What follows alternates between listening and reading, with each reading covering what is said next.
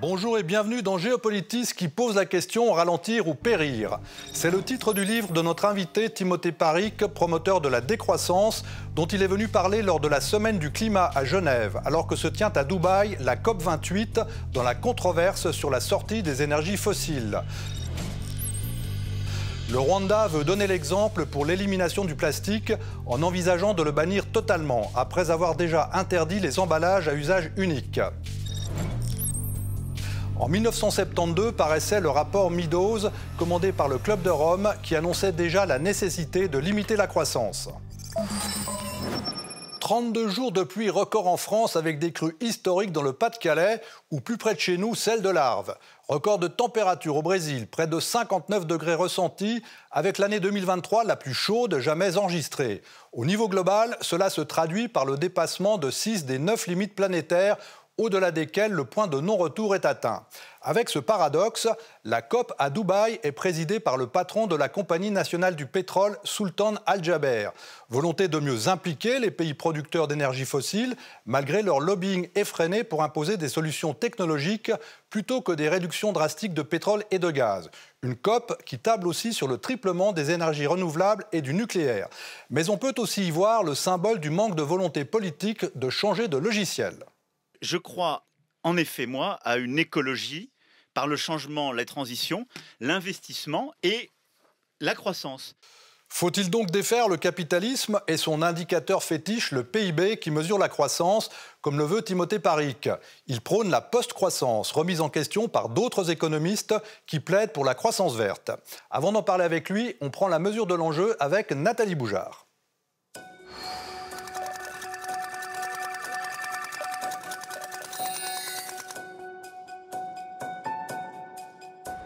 « 2023, une année marquée par des extrêmes climatiques.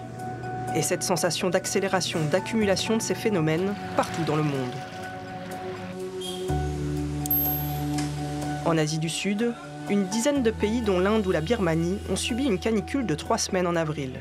Des records de chaleur, plus de 40 degrés, un taux d'humidité de l'air élevé, cocktail explosif et dangereux pour la santé.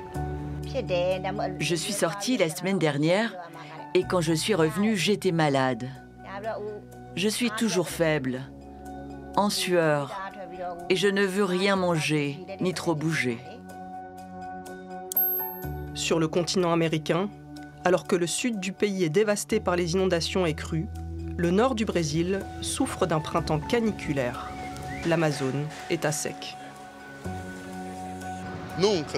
C'est du jamais vu. Le printemps est généralement doux, il pleut aussi, mais il y a eu moins de pluie. Normalement, ce n'est pas cette chaleur étouffante, la sensation d'être dans un four.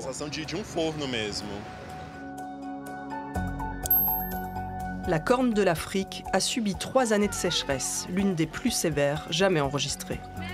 Éthiopie, Érythrée, Somalie, Djibouti, Soudan, Kenya, des troupeaux décimés et un manque d'eau, de nourriture. La sécheresse a tué tous les animaux, et quelques personnes aussi. Cela a également créé de nombreux conflits avec d'autres tribus. Des gens ont été tués dans les combats pour les pâturages et l'eau. Une sécheresse suivie de pluies diluviennes. Des événements climatiques extrêmes qui ont provoqué, en Somalie, le déplacement de 715 000 personnes, rien que ces 6 premiers mois de l'année. En Grèce, la forêt a brûlé cet été, à plusieurs reprises. Les pires feux jamais enregistrés au sein de l'Union européenne. 30 000 personnes ont été évacuées rien que sur l'île de Rhodes. Des feux au sud de l'Europe, des inondations exceptionnelles au nord et en Europe centrale.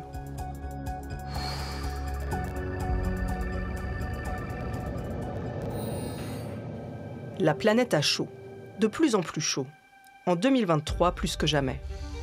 Sur les 9 premiers mois de l'année, la température moyenne mondiale est la plus élevée jamais mesurée, 1,4 degré au-dessus de celle de l'ère pré-industrielle. L'océan aussi se réchauffe. Une tendance amplifiée cette année par El Niño, phénomène météorologique cyclique au-dessus de l'océan Pacifique. Ce réchauffement des océans entraîne celui de l'atmosphère, avec laquelle il interagit, et une augmentation de l'humidité. Résultat, des précipitations plus intenses et des cyclones tropicaux plus puissants. Il faut dire que nous continuons à émettre l'un des principaux gaz à effet de serre, le CO2 d'origine fossile, 36,8 gigatonnes l'an passé. L'ère du réchauffement climatique est terminée. L'ère de l'ébullition mondiale est arrivée.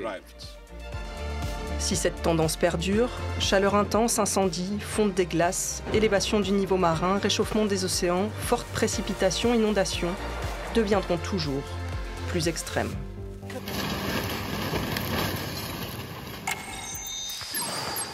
Bonjour Timothée Parric. Bonjour. Vous participez à la Semaine du climat à Genève. Vous êtes économiste à l'université de Lund en Suède, mais vous êtes surtout un des théoriciens de la décroissance que vous exposez de manière très pédagogique dans votre livre « Ralentir ou périr » aux éditions du Seuil. Alors, comment ralentir, sachant que l'on est passé en 1990 de 20,5 gigatonnes d'émissions de CO2 à 36,8 en 2022 et que la trajectoire, si l'on en croit l'Agence internationale de l'énergie, est encore non soutenable et ascendante? Oui, c'est ça. On se rend compte que quand on fait grossir une économie, c'est-à-dire quand on produit et on consomme plus, qu'on vient mesurer avec une augmentation du PIB, du produit intérieur brut, eh ben, on a tendance à voir un alourdissement de ce qu'on appelle l'empreinte écologique. Donc on peut parler des gaz à effet de serre, mais aussi de l'empreinte matière, donc l'utilisation des métaux, des minerais, les prélèvements en eau, l'utilisation des sols et bien sûr des impacts, les pollutions locales, globales, les impacts sur la biodiversité. Donc déjà, pour commencer, il va falloir prendre la décision de ralentir, de se dire notre rythme aujourd'hui est insoutenable, l'empreinte écologique est supérieure à la biocapacité, donc en gros nous vivons à crédit écologique et donc il va falloir remettre l'économie dans une taille qui puisse être soutenable pour qu'elle puisse tenir dans ce qu'on appelle les limites planétaires. Donc ça, c'est la décroissance. Et comment vous la définissez? La décroissance, c'est une réduction de la production et de la consommation pour alléger l'empreinte écologique, planifiée démocratiquement dans un esprit de justice sociale et dans le souci du bien-être. On pourrait dire que c'est une sorte de régime macroéconomique. Et pour ces économies, des pays à haut revenu essentiellement, qui ont dépassé leurs limites planétaires, qui n'arrivent pas à revenir dans le vert. Donc le régime macroéconomique de la décroissance, c'est cette période temporaire, ces quelques années où ces pays justement vont produire et consommer moins pour faire baisser leur empreinte écologique. Donc en gros, si je vous suis bien, on passe du gaspillage, de l'abondance, mais pour quelques-uns, à ce qu'on pourrait appeler une frugalité heureuse, pour tous, décidé par tous. Oui, exactement.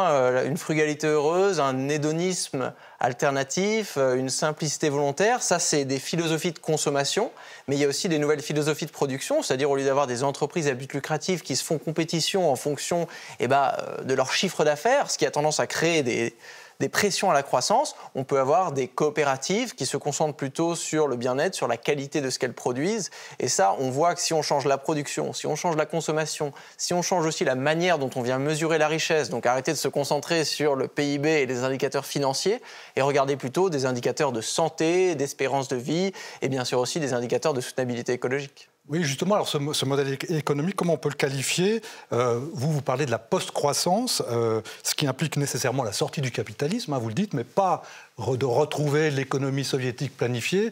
C'est quoi? Je vous écrivais un écosocialisme? C'est ça, il y a une nouvelle forme d'économie à inventer. Le capitalisme est un système accumulatif. L'Union soviétique est aussi un système productiviste et extractiviste. Aujourd'hui, il faut plus arriver à créer ce que certains appellent une économie du bien-être. Donc se concentrer sur la satisfaction des besoins et arriver à maintenir une haute qualité de vie pour tous sans jamais dépasser les limites planétaires. Donc certains peuvent appeler ça un écosocialisme. Moi j'aime bien parler de post-croissance ou même de post-capitalisme pour vraiment marquer qu'aujourd'hui, il va falloir inventer un autre système. Nous avons une véritable transition. Il ne suffira pas juste de transformer une petite taxe ici et là, un petit peu plus de recyclage. On a vraiment besoin d'un grand changement. Mais surtout, vous écrivez que cette décroissance doit s'appliquer uniquement, finalement, aux riches, aux pays riches, c'est-à-dire nous, les Occidentaux. Comment on va convaincre, disons, les gens ici d'accepter de se sacrifier? Déjà, les chiffres sont clairs sur les inégalités environnementales. Les émissions des 1% les plus riches à l'échelle de la planète correspondent au même volume que les émissions des 66% les plus pauvres. Donc là, on voit bien que la décroissance des régions les plus riches va être nécessaire pour un meilleur partage, un partage plus équitable d'un budget carbone qui est limité. Donc si on veut vraiment ouvrir une marge de manœuvre pour les pays du Sud pour avoir le développement le plus soutenable possible, il va falloir qu'on libère d'une certaine manière les ressources que l'on accapare aujourd'hui dans les pays du Nord qui, de plus est, n'ont pas besoin de continuer à croître parce que cette croissance est depuis longtemps décorrélée des indicateurs de qualité de vie. Mais on a vu évidemment les résistances, ne serait-ce que les Gilets jaunes qui ont refusé une taxe carbone qui était vraiment minimale. Là, il y a quand même la décroissance pour les plus modestes, ça passe pas.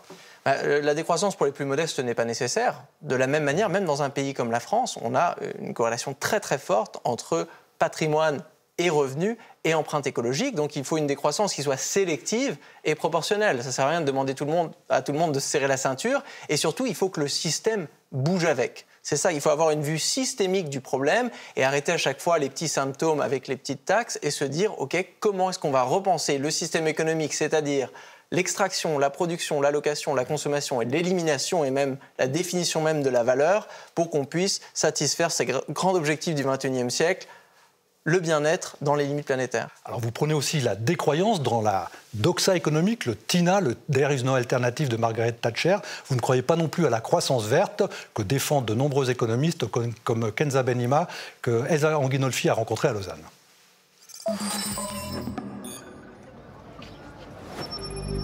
Face au défi environnemental et au réchauffement climatique, des solutions existent déjà pour de nombreux économistes, comme Kenza Benima, professeur d'économie à l'Université de Lausanne.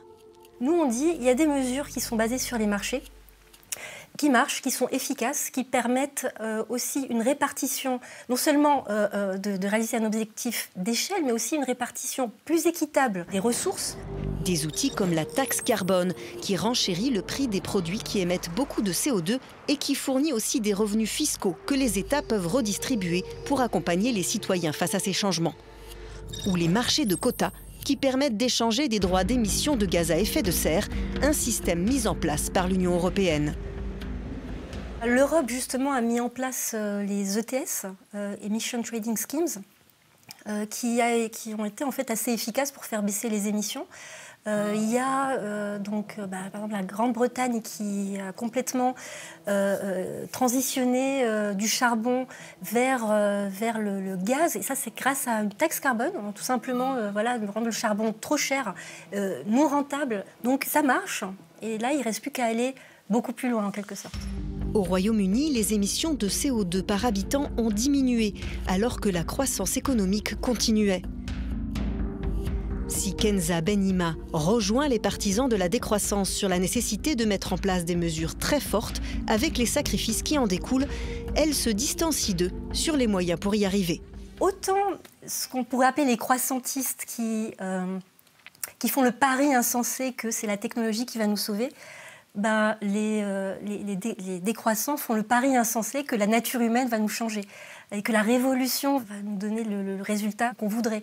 Ma vision, c'est plutôt, alors, si on a des objectifs même très ambitieux par rapport à la transition écologique, eh bien, on va quand même essayer de le faire en minimisant les impacts sur l'économie. Pour moi, c'est ça la croissance verte. Alors, comment accélérer la transition alors que le temps presse face au réchauffement climatique ? Donc là, il y a un vrai problème politique. Moi, en tant qu'économiste, je n'ai pas de solution par rapport à ça. Mais je ne suis pas sûre que les décroissants aient aussi la solution pour rendre acceptables les changements qui sont nécessaires. C'est pas évident parce que on doit faire des sacrifices pour des gens qu'on ne connaît pas, donc qui vivent dans d'autres pays, des gens qui ne sont pas nés. Et ça, c'est le vrai challenge. D'ici 2050, le GIEC estime que le changement climatique causera la mort de 250 000 personnes par an, plus de la moitié en Afrique. Alors la croissance verte, c'est le découplage entre la croissance et la charge écologique. Vous n'y croyez pas. Et pourtant, il y a quand même de nombreux exemples, vous les citez dans votre livre, où ça marche. Alors, c'est des exemples, mais on voit des pays qui arrivent à découpler un impact, peut-être juste les émissions de gaz à effet de serre, concentrées sur quelques années. Et surtout, la taille de ces réductions n'est pas suffisante parce que une croissance qui serait vraiment soutenable, c'est une croissance qui serait découplée de toutes les pressions sur l'environnement et bien sûr une empreinte écologique qui serait en rapport avec la biocapacité. Si là on est complètement dans le rouge et qu'on réduit de quelques micro-pourcents, ça ne nous amène pas à la soutenabilité. On est relativement plus soutenable, plus vert qu'hier, mais on n'est pas sorti de l'auberge. Alors c'est un peu ce que prônent finalement les Émirats arabes unis qui reçoivent la COP. En gros, ils disent oui, on peut continuer à extraire du pétrole, à le vendre et à diminuer l'impact sur le climat. Est-ce que ça, c'est quelque chose de crédible ? Non, c'est un discours politique qui n'a aucune fondation scientifique. Donc moi, avec beaucoup de collègues, ça fait plusieurs années qu'on passe au peigne fin l'intégralité des connaissances scientifiques sur le sujet et nous n'avons aucune preuve passée, présente et même les modélisations futures qui suggèrent que ça soit possible non seulement donc, de maintenir la stabilité climatique en continuant à émettre et à brûler plus d'énergie fossile, mais plus généralement de continuer à produire et consommer davantage tout en faisant baisser l'empreinte écologique. Mais malgré les avancées technologiques, on parle beaucoup en ce moment de captation du CO2, d'enfouissement du CO2 au fond des océans, etc. Ça, c'est peut-être des pistes quand même. Et on en parle beaucoup, mais on ne le voit pas beaucoup dans la réalité et encore moins ses effets sur les empreintes écologiques totale. Moi, ce qui m'intéresse en tant qu'économiste écologique, c'est que je veux voir l'empreinte écologique d'un pays baisser de la même manière que votre médecin, si vous engagez dans un régime, veut voir le poids total. Ça ne sert à rien de parler de promesses et de dire non, mais j'ai commencé un régime miracle ou quoi. On veut voir les kilos baisser. Là, nous ne voyons pas les kilos baisser, ou sinon, ce n'est pas des kilos, c'est des grammes. Et ils ne baissent pas tout le temps, donc ça veut bien dire qu'après quand même au moins une décennie d'efforts à verdir ces économies, il va falloir s'ouvrir à d'autres solutions. La décroissance en est une parmi beaucoup. Mais est-ce qu'on ne peut pas quand même compter sur la dématérialisation de l'économie qui est quand même en route, et puis surtout peut-être sur les promesses, malgré les dangers, aussi de l'intelligence artificielle ? Alors il y a deux stratégies. Il y a la stratégie de l'efficacité, de l'efficience, où là, le progrès technologique est très important. Mais il y a aussi une autre stratégie qui est celle de la sobriété, de la suffisance. On parle aussi d'évitement. Pour l'instant, on a beaucoup misé sur le progrès technologique. Moi, je pense qu'il serait prudent aujourd'hui d'investir aussi dans des stratégies d'évitement. Et pour être certain, selon la logique que la ressource naturelle la plus soutenable, c'est celle que l'on n'a pas besoin d'utiliser. Si on parvenait à simplifier nos besoins, à partager plus, ça, justement, permettrait d'accélérer les gains qu'on pourrait obtenir avec le progrès technique sur des stratégies d'efficience. Alors, un argument qu'on peut vous opposer, c'est que finalement, les pays de l'OCDE, eux, ont quand même fait de gros efforts, sont plutôt sur une bonne voie, et que le gros problème, ce sont les pays comme l'Iran, la Chine, ce qu'on appelle le Sud global, d'une certaine manière, qui, eux, ne sont pas du tout sur une trajectoire de décroissance. Alors ça, ce serait une vision très statique des inégalités environnementales. Il faut quand même se rendre compte que les pays du Nord sont responsables à hauteur de plus de 90% du dépassement de la limite planétaire climatique. De la même manière, 74% des matériaux extraits depuis les années 70 ont été consommés dans des pays riches. Donc on se retrouve avec une dette climatique énorme et avec des tailles, des économies qui nécessitent quand même énormément de ressources pour fonctionner. Donc je ne pense pas qu'on puisse dire que nous, ça va très bien chez nous, parce que notre croissance dans nos territoires, en fait, vient approprier énormément de ressources et vient émettre énormément d'impact à l'extérieur dans des pays qui ont déjà assez de difficultés pour se développer, pour peu qu'on leur en rajoute. Alors, il y a une petite musique en ce moment de scepticisme, même on voit l'Union européenne qui se désengage un petit peu sur l'environnement, on voit qu'il y a un certain nombre de choses qui sont abandonnées. Est-ce que c'est quand même pas pour aller un petit peu dans l'air du temps avec la menace des populistes de l'extrême droite qui sont, on le sait, très climato-sceptiques ? Il y a une véritable bascule et c'est là que c'est vraiment important de se souvenir des décennies de progrès scientifiques qu'il y a eu sur non seulement la science climatique, mais la science de la soutenabilité et des nouvelles connaissances qu'on a sur les liens entre les dégradations environnementales et par exemple les conflits. On se rend compte que le changement climatique et les dégradations écologiques en général vont exacerber les conflits existants et vont peut-être aussi créer des nouveaux conflits. Donc là, au lieu de se concentrer sur des symptômes qui vont absorber toute l'attention médiatique, il faut aussi avoir une vision systémique et se dire, dans une planète en feu, tous nos autres problèmes seront découplés. Il y a plusieurs stratégies par rapport à ça. Il y a la stratégie, on va dire, classique, politique des partis verts. Ils sont vraiment en nette perte de vitesse, en tout cas ici en Suisse. Et puis il y a la stratégie, on va dire, plutôt de l'action directe, entre guillemets. Est-ce que ça va se développer ? Est-ce que vous connaissez peut-être Andreas Malm, qui est aussi à l'université de Lund comme vous, qui prône, lui, une certaine action contre les biens. Est-ce que c'est quelque chose qui peut amener à être développé ? Alors le message d'Andreas Malm, il est très important parce que de la même manière que ça fait des années qu'on se concentre sur l'innovation, c'est-à-dire faire rentrer des nouvelles choses, mais on s'est rendu compte que ça mène à un empilement. Par exemple, on fait rentrer des voitures électriques et des énergies renouvelables, en plus des voitures fossiles qu'on avait avant et des énergies fossiles. Alors qu'Andreas Malm, lui, il se concentre sur ce qu'on appelle l'exnovation. Comment est-ce qu'on trouve des solutions pour faire sortir les voitures thermiques? Alors on n'a pas besoin de les exploser au bazooka, il faut s'organiser collectivement pour arriver par exemple à satisfaire des besoins de mobilité sans avoir besoin d'avoir 1 ou 2 voitures par ménage. Donc ça, c'est une réflexion anthropologique sur la façon dont on satisfait nos besoins et on a besoin aujourd'hui d'une mobilisation totale, pas seulement une intervention étatique, pas seulement une concertation internationale, mais aussi une mobilisation citoyenne qui aujourd'hui invente énormément de solutions qu'on pourrait mettre en avant. Eh bien, merci Timothée Parix, c'était un plaisir de vous recevoir sur le plateau de Géopolitis. Vous me disiez au début de cet entretien que tout ça c'était un peu déprimant. Vous êtes déprimé ? Et malgré quand même, ça fait plusieurs années que je travaille là-dessus et justement de voir toutes ces initiatives citoyennes et chercheurs aujourd'hui qui travaillent sur ces sujets, ça me donne l'énergie de continuer. Donc de temps en temps c'est déprimant, mais là je dois dire qu'aujourd'hui je suis assez optimiste. Eh bien merci, on retient ce message. Merci beaucoup.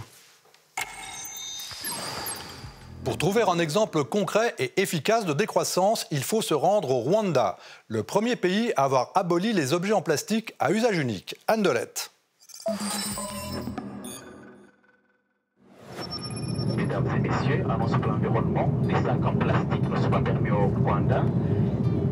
Les passagers sont prévenus. Décidé en 2008 par le régime de Kigali, le plastique est hors la loi. Madame, le plastique autour de votre valise, il va falloir l'enlever. À l'aéroport, tous les sacs plastiques non réutilisables sont saisis en direction de la poubelle. Ils seront ensuite incinérés. La première fois, c'est pas facile pour les gens d'accepter, mais il faut qu'ils s'y fassent parce qu'ici, c'est la loi pour protéger l'environnement. La loi interdit l'importation, la production, la vente et l'utilisation de sacs en polyéthylène à usage unique. Grâce à la fermeté de son président, Paul Kagame, le pays s'est plié à cette politique coercitive, mélange d'information et de répression. Dans tout le pays, les autorités traquent sans relâche les contrevenants. Ces emballages en plastique autour de ces boissons, vous allez les retirer maintenant, c'est interdit. Les contrôles sont fréquents et les fraudeurs risquent des amendes de plusieurs centaines de dollars, parfois même la fermeture de leur commerce. À force d'être martelés, le message passe. On emballe pour les clients. Ici, des communautés organisent des collectes de déchets qui ont échappé au contrôle. Petit à petit, un cercle vertueux s'est mis en place. Des ateliers recyclent les plastiques récupérés. Ils sont transformés en matériel d'isolation ou en carrelage. Nous fabriquons des dalles pour le sol, comme celles que vous voyez ici.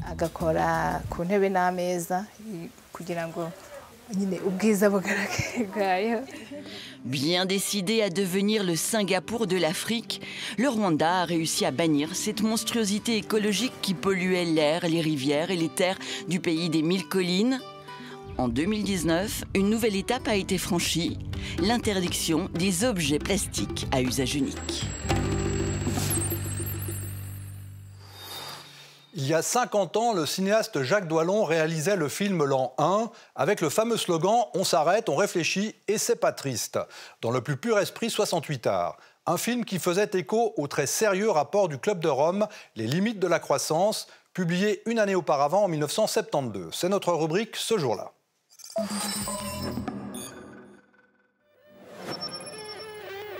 Depuis son apparition sur la Terre, l'homme y a cru et s'est multiplié. Aujourd'hui, nous sommes plus de 3,5 milliards. 3,5 milliards d'êtres humains sur Terre, c'était il y a 50 ans. Un groupe de chercheurs, le Club de Rome, sonne l'alerte avec le rapport Meadows. En raison des tensions accumulées, la multiplication des humains conduit tout naturellement à l'idée d'explosion finale. Que nous atteignions toute une série de limites, des quantités de différentes limites, et au-delà desquelles on ne peut plus continuer. Or, la croissance doit s'arrêter, elle s'arrêtera. Pour ces chercheurs, le constat est accablant. Les usines qui se multiplient au nom du progrès expulsent au-dessus d'elles leur haleine vicieuse. L'énergie qu'elles dégradent en chaleur et en poussière menace l'équilibre du climat. Le culte du rendement conduit à l'industrialisation de la terre par l'apport massif d'engrais chimiques et de pesticides. Par milliers de tonnes, fruits et légumes finissent, après chaque récolte, à la décharge. La chimie dénature les sols. Elle s'y infiltre sournoisement et empoisonne les cours d'eau. Le reste, l'homme s'en charge. Source de toute vie, l'eau meurt lentement. Elle est l'image de notre propre suicide. Face au risque mortel d'une croissance tout azimut dans un monde fini, les scientifiques, économistes et industriels, auteurs du rapport Meadows, en préconisent la régulation. Leurs conclusions seront à l'origine de l'émergence, des années plus tard, du concept de développement durable.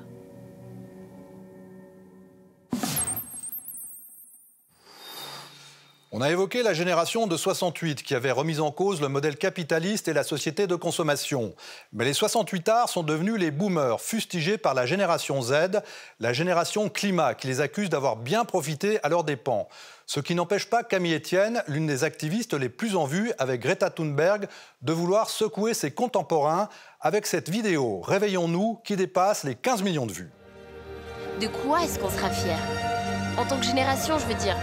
Est-ce qu'on sera fiers de la 5G pour télécharger nos pornos en une fraction de seconde? De nos cartes du monde à gratter et puiser d'avoir fait? Fait le Mexique, fait l'Inde, fait le Costa Rica. Ou est-ce qu'on sera fiers d'appartenir à ceux qui ont réussi à dévier l'histoire?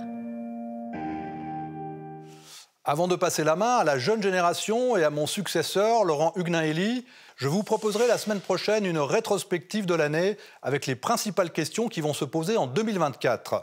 Merci de votre fidélité sur notre chaîne YouTube, sur la RTS et TV5 Monde. Portez-vous bien.